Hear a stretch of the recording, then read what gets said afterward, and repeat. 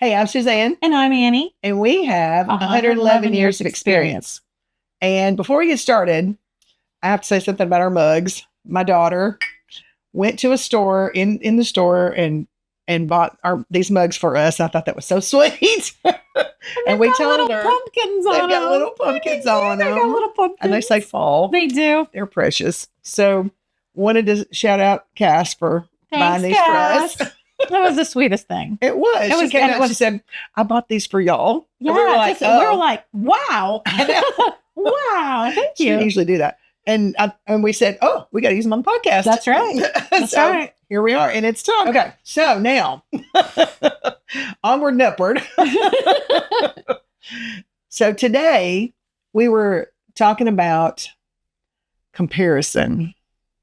And how it kind of steals away your joy. It's the thief of joy, as the saying goes. I've heard that. Comparison is the thief of joy. I've heard that more than once. And I think I would like to talk about how that has affected me personally. And maybe like if you want to share some things that you kind of went through. But yeah, I felt like in a lot of ways, comparison, it was like we were all running the same race. But now when I take the comparison out, we're really not running the same race. You're running your own race. Yeah. The things that are working for you and your family or your loved ones or whatever does not necessarily have to be the same things that work for yours, as mine, to anybody else. Yeah. And so I always like to think when I was quite a bit younger, probably, I would say 20s and 30s. Yeah. I felt like because we hadn't done this or we hadn't done that, or like we didn't take our kids to Disney. That's always kind of one of the things that pops up. And so people will be like, well, did you take your kid? Well, you took your kids to Disney, right? I'm like, yeah, we never did. Ours has been. Well, because, and honestly, Shannon's been twice. It was one of those things that I was like, we just could never get up ahead far enough to be able to afford it and pay cash for it. Right. Like we could have put it on a credit card, but like we were kind of trying to get away from that. And so for us, it was like, okay, well, we can go to, let's say, Holiday World, which is generally kind of where we would go with our kids. And we would go for like 3 or 4 days. Yeah. And it would be like maybe $500 back in the day. Right. This is, we're talking 20 years ago. So you know, but with hotel and meals and everything, it'd probably be like $500. Yeah. Or we could spend $2,500 and have to put it all on the credit card. Right. To go to Disney. Yeah. So my kids never got to go to Disney. And, but I think I compared myself.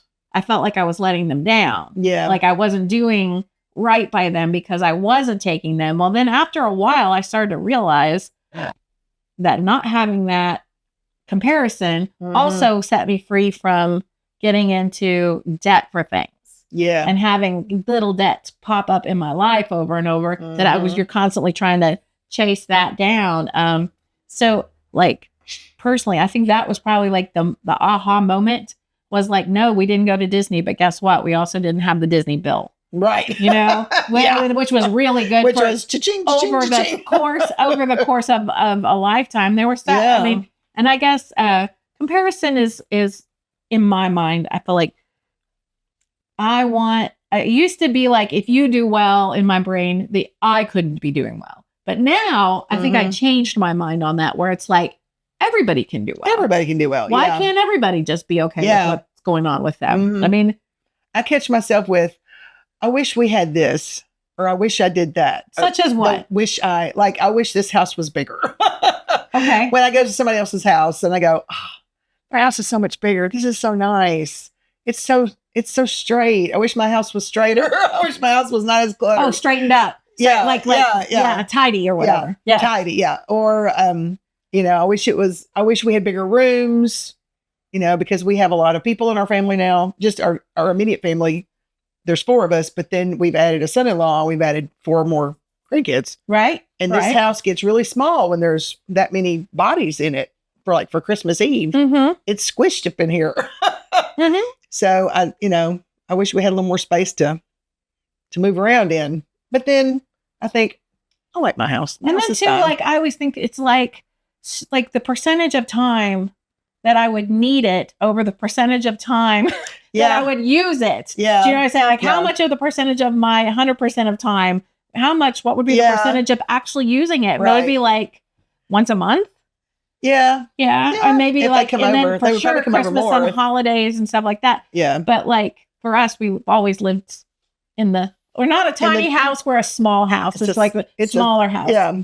But I've always been like, part of the reason I like it is because it is so economical to have a smaller house. Yeah. So that was like a huge push that pushed us in one direction for it. Right. Now, I'm not going to lie. We have family over every weekend. Every weekend. That weekend. We love having, we love it. I personally love it. In fact, I'm going to say we had they came over yesterday and but like, I think they're used to it. I know this is going to sound kind of weird, but like, I feel like maybe there are certain times when it does aggravate them a little bit, but I don't really think they think very much about it. Yeah, probably Besides the fact that this is just where we meet. You're right. This is your house. And this is where we. Yes, this is where we go. It's the. Well, it's kind of halfway between where oldest son lives and where your parents live. Well, where you used to live, yeah. Oh, where you used to live. Oh, that's right. Because he's just around the corner now. Yeah, we love that. Thank you guys for moving to town. I forgot about that. That's right. But so it's great. Like I'm gonna say, but the house itself is only like 1,000, like right at 1,000 square feet. Yeah. Like I always say, it's 1,000, not 1,001 square feet. Yeah. But we, we've really fine-tuned the art of living in a smaller place. Mm-hmm. And the only time I compare it to somebody else, I really don't do it on my day in, day out. Right. It's always when I visited somebody else. Yes, me too. So then I'm comparing. And you think, but then also, I guess the opposite of it is, do we need that? Is it really something we need? Or is it just something that I would like, not to say it's not tempting, but like. But then you go, would I really be able to clean up a house that was buried? I don't even want to clean the house in size that I've got. So.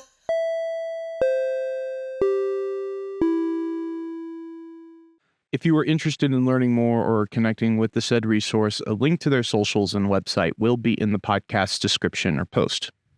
Also, a disclaimer. No money was exchanged in any way for space in the podcast. We're just trying to help. Hi, this is Melissa, the founder of Musical Bridges. We are a music therapy private practice located in Brentwood. We serve children and adults with a variety of special needs. Specifically, our team are neurologic music therapists, so we work a lot with neurologic conditions, such as autism and other related conditions. We do one-on-one music therapy as well as group music therapy. Most of our groups are in the afternoons or evenings to make sure that kiddos can come after school, or for older adults in the evenings after work or on the weekends. We also, along with our main location here in Brentwood, we also have satellite locations. We serve Hendersonville on Tuesdays and Fridays and Murfreesboro on Thursdays. So you can find us on any social media link following Musical Bridges Music Therapy, or just go to our website, musicalbridges.com.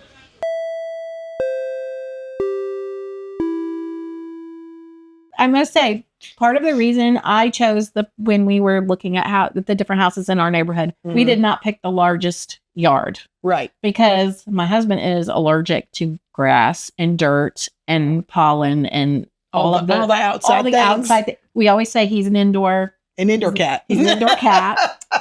And because it bothers him, and he does not feel comfortable going out and doing too much. So I knew I was going to be the one who took care of everything. Right. Yeah. And because of that, I wanted to have something that was manageable for me and my time and the amount of time I wanted to put into it. So for me, it was more about having something that was there. Like I could still have a yard, but it was going to be a small, manageable yard that was not going to be like overwhelming for me by myself to take care of it. Right. So even in the plan of way back when, I was already thinking, I don't want to have more than I really want to spend time on. Right. Not to say that I don't look at other people's yards, and they're beautiful. Yeah. I totally enjoy. Your yard's nice. It's pretty. Well, it's a nice really little well yard. what you have. I said, obviously, I love my little backyard. I love my little house.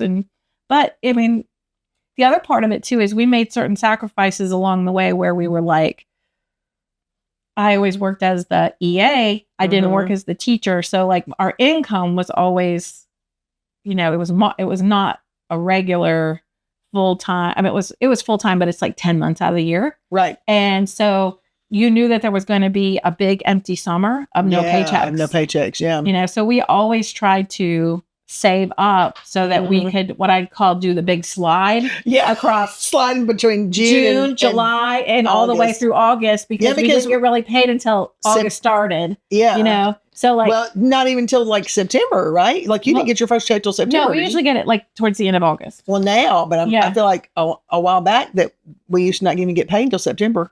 Might be right. I don't remember. It was a long time. It felt like even longer. Yeah. Because you were because they would do a salary advance because people were like dying because they didn't get their first paycheck yet.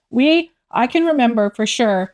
We would call it the big slide. And I would try to save up the equivalent of what I would make in those 2 months. Between June, July, and August. Yeah. Now, by the time we get to August, it was squeaky. It was spaghetti, maybe no meat. It was we were having the salad, but we weren't having the cheese. We were having the eggs and the toast, but maybe not the bacon. We were getting to that point where we were really pinching to try to just make it all the way to the first paycheck that Mom got. Yeah. And so but what that did was it changed our focus from that bigger, better, whatever. And the sacrifice was worth it because then I got to be home and take with the summer. Yeah. So for me personally, that was well worth the sacrifices that we were making. And there were times, I mean, I've worked with a lot of people and, they go from one house and then they'd live there a little while and then they'd buy another house.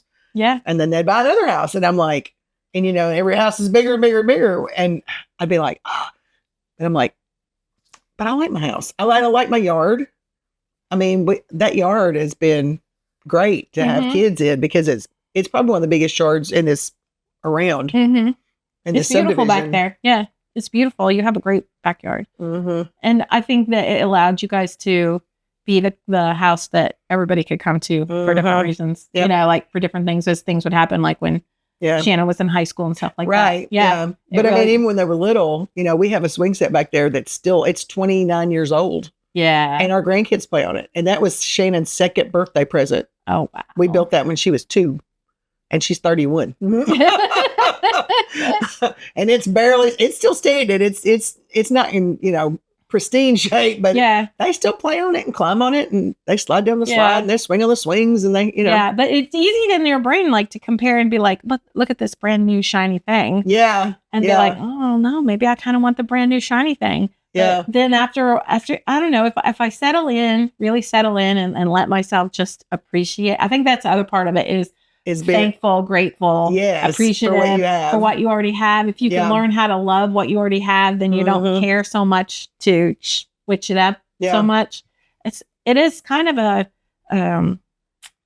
challenge sometimes to be like, to see the good things in the situation that you've got right in front of you instead of always looking for the newer, shiny, fancier. Yeah. And that's I think that's comparison. Like you're comparing what you got to the new shiny thing and be like, well, maybe I should be wanting that new shiny thing. Yeah.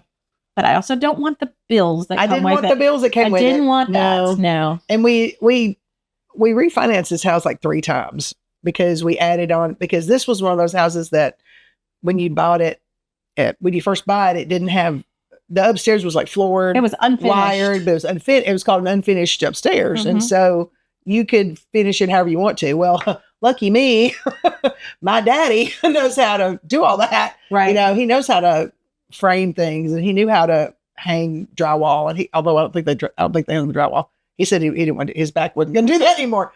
But, he wired a lot of the upstairs and then they got an electrician to, we had to get a final. But, him and Greg pretty much worked on that upstairs, and then Greg and his brother helped do the air conditioning up there. And so we got that done. And then we did the outside. We did the patio in the back because our deck, this is one of those houses that there's always a deck in the back, you know, and that deck, the sun just killed that deck. And it was just like, so it was falling apart. So we ripped it off and got concrete, and it was covered because it was so hot back there. We never could get on it in the summer because it was like a, you know, sauna. It was it was like walking out to the oven. So, but once we got that, we started getting those things paid off, and then we got more things paid off, and we got more things paid off. And then we were like, it's addictive. It's addictive. I think I'm okay where I'm at. It's addictive. And then it got paid off. Well, yeah, the paying off of the things is like, did we just really pay that off? You really paid that off. I don't have to worry about that anymore. And you're like, well, then there's like this part of your brain that's so used to making the payments and doing the things that you kind of want to jump right back in and do something else. Yeah. Because look, I can pay things off. And then you start to realize, or I could just put that money in an account. And and then just guess what? And be happy in there. And then when bad things happen, I've got an acorn. Yeah. You know, when I need an acorn. Okay, I've got an acorn. I've got it. Yep. So that really that calmed down my comparison habit quite a bit. Don't you think it took a lot of stress out of your life? Yeah, oh my gosh. So I stopped comparing. Yes. I stopped comparing, and we got out of debt, and all of a sudden life got a whole lot happier, a lot easier. In a lot of ways, easier. Yeah, we all slept better at night because we just weren't scared of trying to make the wolf wasn't at the door anymore. Yeah, you're constantly trying to. Okay, I'm going to shift this. I'm going to put this here. Okay, I need to do this, so I'm going to shift this back. Yeah. Okay, we're going to shift it over here. Well, maybe if I take this and put it over here, right? You're playing that shell game. And when you're out of the shell game, wow. You can put your energy towards something else, which is anything else. Anything else. And it's great. Which is like, oh, maybe I want to just go and sit on my patio and enjoy my backyard and go. As I said, I heard somebody say enjoying my mortgage. Well, now I can just say I'm enjoying the patio. I'm enjoying the patio. Yeah, because speed of not upgrading meant we were able to pay things off a lot quicker. Yeah. So like even though, and then also we were able to save more. So that also made a huge difference I'm going to say it made a difference in my marriage. Yeah. Like, I don't know about you, but like it was huge. It was a game changer in our marriage. Yeah. Like we're more relaxed with each other than we've ever been. I think so too. Ever. Because we're more happy and content. I mean, he comes home, he's in a happy, good mood. Because we did it. I mean, that was it. Is like, no, it wasn't, it was hard. I'm not saying that it was easy, but we focused together on it, made it a project for us together to work on to get rid of all of the debt. And then eventually, after all the debt was gone, able to save some acorns. Yeah. And after now, here we are a few years later, it feels like there is a huge weight that was on me before that is just not there anymore. Like we can definitely, like, if I happen to pick something up at the grocery store, I don't worry about how it's going to like affect the domino effect or the switching out of the shell game or whatever if I decided to do something. So like, and now it's really just, like I said, changed our marriage. It changed our life. In a lot of ways, changed our life. Yeah. And for the better. Yeah. To get rid of, because if I had followed the comparison model that I had followed previously in my 20s and 30s, then I would have just continued to. Well, you just spin that wheel, just constantly spinning. you just and you never be able to get off of it. Yeah, you just continue forward on that path. It was not getting us anywhere. No. That was it. We were just constantly shell gaming. Yep. And now running that wheel. Yeah. Running that race. Yeah. Constant. Yeah. And then the idea at this age to look forward to the next step, which is going to be retirement. And I'm not saying like, it's going to be like, oh, well, we're going to go to Hawaii every year. Right. Blah, blah. Yeah. No, what I'm saying is that I don't have to be scared about going to the grocery store. Right. Yeah. You know, that kind of stuff. Yeah. I don't have to be scared about filling my gas tank. It's going to be fine. Yep. That kind of thing. Yep. I mean, if we hadn't gotten that house paid off or this house paid off, we couldn't. You couldn't have done it. I couldn't have retired. No, you would have had to wait longer. Yeah. In pain. And to be in pain for years. It works terrible. on you. Yeah, it's terrible. Works on your brain. It's not good. It's not good. So like for our household, I think the letting go of the comparison that I don't have to be in competition necessarily with anybody else. Only running my own race. Yep. At my own pace. In my own way, whatever. Yeah. It's been life-changing. It changed my personal life, I think. Yep. Just the amount of stress that we're not living in. Yeah. And how do you get there? That's the other question, is how do you get there? Well, you have to, I think for us, you have to grow up a little bit and tell yourself, you gotta what? I don't have to have and that. you kind of got to examine the why behind the things that you're doing. You kind of have to look at the reason why is that so important to me? Yeah. What am I really trying to give to that person? Or let's say you're trying to give a gift. I mean, like, I think for me, I would get caught up in like I said, like people would go to Disney and we never went. Yeah. And like, I would be like, maybe I should take it. Maybe that's something I should be working towards. Why am I not, why? And then like, but you do the math and the math wasn't mathing. And I'd be like, well, I guess that's, for me, I would just be like, oh, well, it's just never going to be able to do that. It's never going to do that. And then I realized my kids didn't care. They didn't care if they were in. They never cared. They were not really, they were not really into that. And so like for them, they were like, well, that would have been nice, but we just didn't do that. Yeah. So, but that comparison was all in my head. And it was about like other things, like other people would have a different car than I had. Yeah. was always reaching up. And then like, I kind of had to come up to this point in my thinking where I was stopped reaching up and was just looking at what was around me. Right. Yeah. And not being like, this is better. This is not better. To just be accepting of what was just right there. This is mine. Yes. And I'm going to work on this. Yeah. Yeah.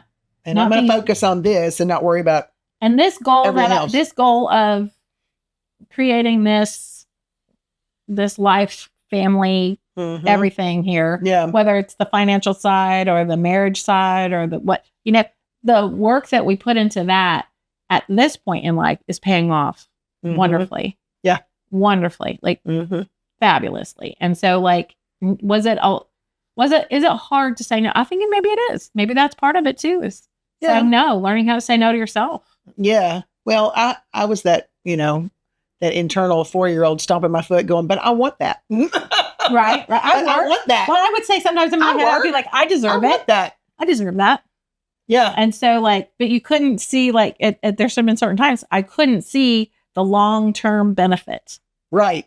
I could only see the moment of, I wanted that, that's going to be so cool. My 4-year-old internal child had to go, I had to go, stop. You don't need that. You had to calm her down. Do you need it or you want it or you need it? You don't need it. Some want it. Yeah. Yeah. Or, sometimes I'd be like, well, maybe later. Yeah. I think that was me for a long, long time, Liz. I was like, well, I'll do that later. I'm not going to think about that right now. I'm going to do that later. And then sure enough, when time came, now I'm a little more able to say, okay, let's just do that.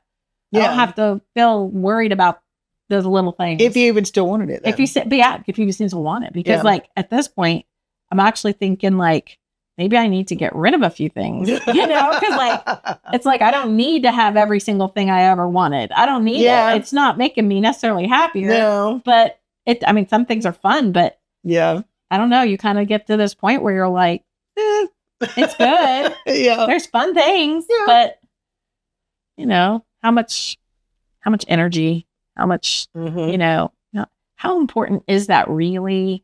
And then there's times I'll look at myself, I'll be like, that was so silly. That was just so silly. I just thought I hadn't had that. I had to have that. And then like, I never touched it again. After I bought it. It just sat in the closet. Blah, blah, blah. Yeah. So I do that. And I look at things later and I'm like, what were you thinking?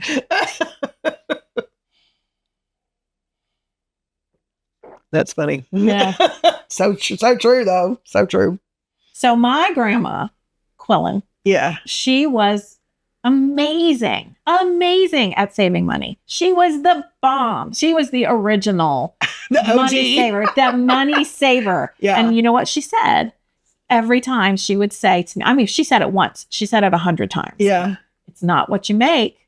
It's what you keep.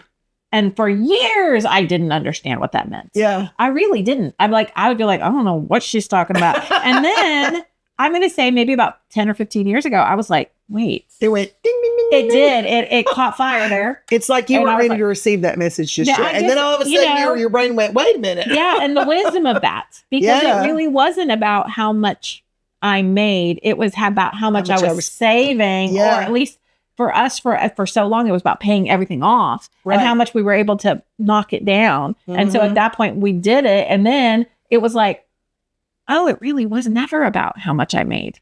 It was It's about the how much other you're decisions. keeping. It was about all those other decisions that I made along the way. Yeah.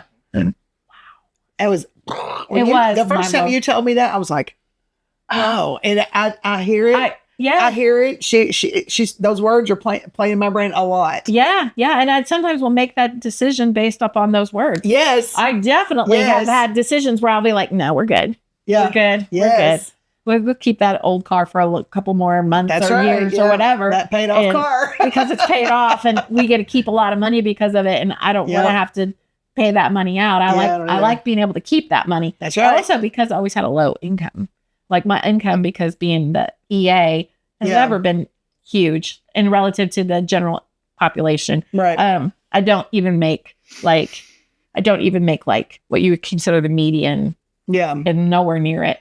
Which is not right. No, but Let me it's just say a that. fact. It is a fact. And I get a lot of benefits that are not monetary, but That's it's true. also a thing. It's also a thing. And so a lot of times when you're making those decisions about things to do or whatever, that comes into the play is that I always felt like, well, I just don't make a lot of money. So maybe that's part of the reason is maybe if I made more money, then it was it was about me learning how to tell myself no.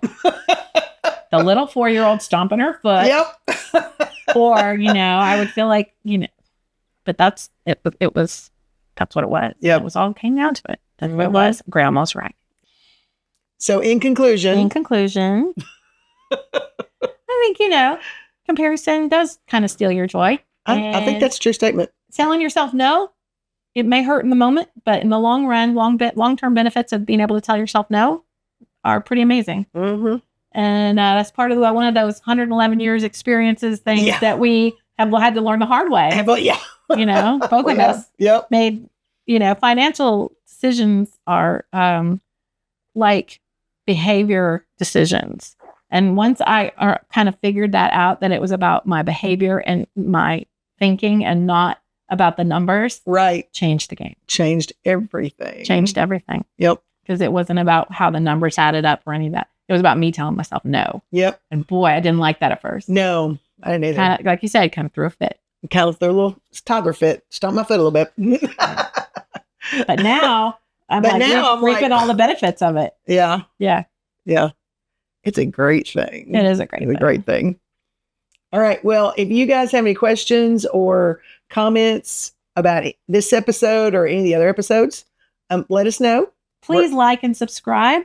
And we are loving having any kind of feedback we can get. Yeah. So please just send us a message and let us know what you're thinking. Yeah. Oh, and we're on Spotify, and this is on YouTube as well. And we're on Facebook. Yeah. So, yay. So is that it? That's it. All right. We'll talk to you guys later. Bye. See ya.